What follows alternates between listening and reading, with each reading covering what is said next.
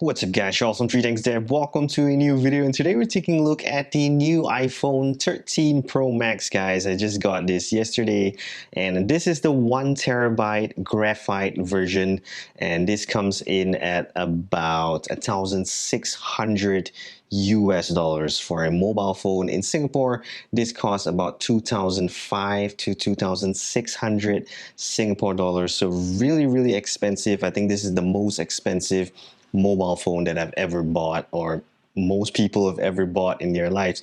So the camera is really good, especially night mode and videos. I always love the iPhone videos. In fact, I started off my YouTube career with filming on the iPhone. So 12 megapixels, no change there. 26 millimeters f1.5. So they did improve the aperture to f1.5. Previously, I think it's f1.6, and this has face detect autofocus, which is the best, and also has OIS. So 1,600 bucks for the 1 TB version. And today's challenge, we just want to do a night test on the city skyline of Singapore. So it's gonna challenge two full-frame cameras. First of all, the Sony A7C, and it's using the Samyang AF 24mm f1.8. This lens comes in at 500 US, and the body comes in at 1,800 US. So total package 2,300 US dollars, which is significantly more expensive than the iPhone. Of course, this is a 24.2 megapixels full frame backside illuminated camera sensor, and this has IBIS, but this lens has no OIS. So this comes in about $800 more and full frame. So this sensor is going to be like 20 times bigger than the iPhones. But of course, you know that the iPhones have really good software technology, not so much on the hardware. And the other challenger, my most expensive camera that I've ever bought, this is the Nikon Z6 II, and this is a 24.5 megapixels camera, also backside illuminated, full frame, and it uses face detect autofocus, same as the A7C and the iPhone 13 Pro Max. And this has IBIS. And this lens, the Nikon Z24mm f1.8s lens, this has no optical image stabilization, same as the Sony A7C, so only IBIS, no OIS. And the price for this is the most expensive, body only, coming in at about 2,000 US dollars if you were to buy it right now. I bought this, of course, more expensive, like a year ago, but now the price body only is 2,000 US, and this lens being an S lens, which is the higher range, this comes in at 1,000 US dollars. So total package comes in at 3,000 US dollars. Sony A7C 2,300 US dollars, and the iPhone 13 Pro Max $1,600. So this being, having a pro lens, really good body camera, basically, this should, on paper, win the other two. But let's find out in this video, how will the iPhone 13 Pro Max perform. We all know that their night mode is very good, and their videos mode also, they have improved. They call it the biggest update to their camera. So in video mode, they also improved the low light capability. So what are we waiting for? Let's check out a couple of photographs and a video, and then we'll check out which one of them did the best. So let's go.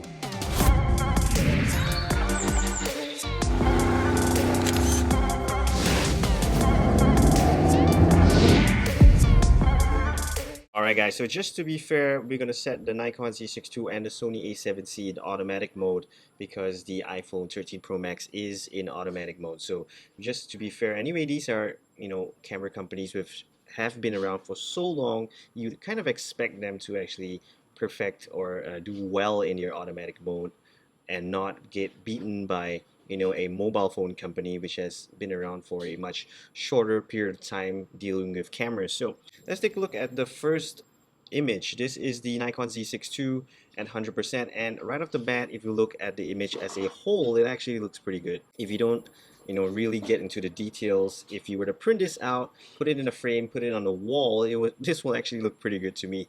But if once you start looking into the details, first of all, the exposure totally overexposed, and there's so much of light bleeding in the lights, in the street lamps, even on the big corporation signboards. The signages at the top of the building is all smudged up, so you can't really see because of so much of light bleeding. And the biggest issue with this is that with that overexposure and that light bleeding, it's really difficult for you to edit these kind of photographs, basically. So it's unusable if you want to make adjustments to it.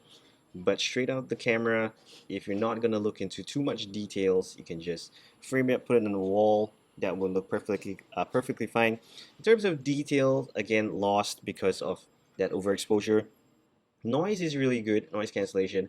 For such an overexposed kind of photograph, the noise is actually relatively low because Nikon Z6 II's on basically Nikon's noise reduction is pretty good. So being that much overexposed, you expect it to look worse.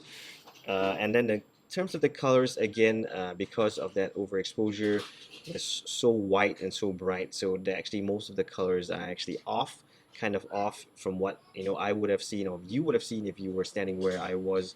So a lot of the lights were actually a lot warmer, which we're gonna see uh, in the next image, which is from Sony. So you can see Sony, there is some warm lights within the photograph. Definitely not overexposed. A lot of detail. It looks pretty good actually. And just if you zoom in over here, you can see some light bleeding. Not as much as the Nikon, but you do have some light bleeding, which again even more amplified. So in terms of exposure is good with some light bleeding. You can see that building smack in the middle with the SBF words. And if you look on the right hand side, there is also a capital lens signage which is visible. The colors are a little bit off for that because that is supposed to be a dark shade of blue, but in this video it actually looks like a kind of a light, very slight light blue kind of color. And if you look at the bottom of the SBF building, you can see like one of the shops on the ground floor is actually pink. That is also supposed to be purple. So in terms of color, I think it did pretty well except for certain parts. So now we move on to the iPhone, and this is what actually, you know, realistically, this is what things would look like in terms of the color.